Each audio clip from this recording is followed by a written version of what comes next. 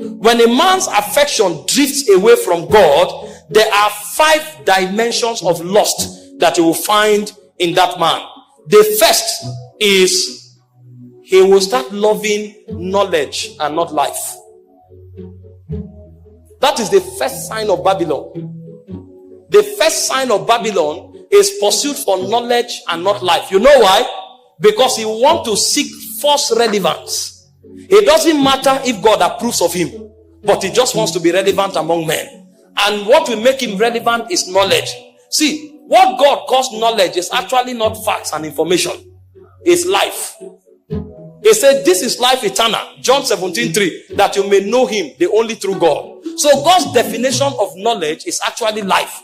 And so any life, any knowledge that is only mental will puff up. And that pride becomes the reason why God will reject you. But when knowledge becomes about life, knows that affection is about God. There are many who listen to message because they want to hear something to preach. There are many who read the Bible because they want a new verse to preach.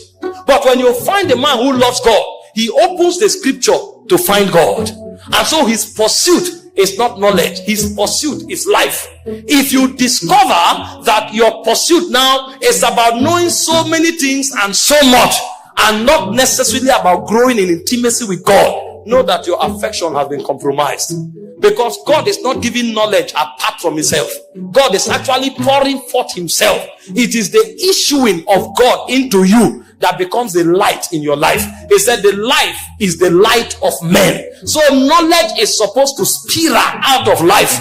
And so any man who pursues life will have knowledge. But it's possible to pursue knowledge and be void of life. This is why people who don't have affection for God, they are just curious about everything. They are everywhere seeking relevance and not in God's presence. When the man is pursuing life, know that his affection is still pure. The second thing that happens to you if your love for God is compromised is you begin to love money.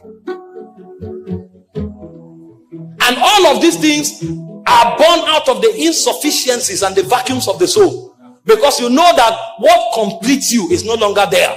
So you are looking for something else to complete you. And so you know that money has purchasing power.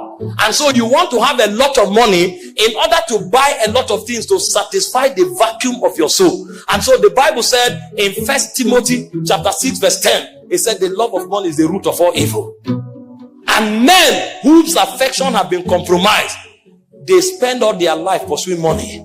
They can work 3 shifts in a day in order to have money, but they cannot stay in God's presence for 30 minutes.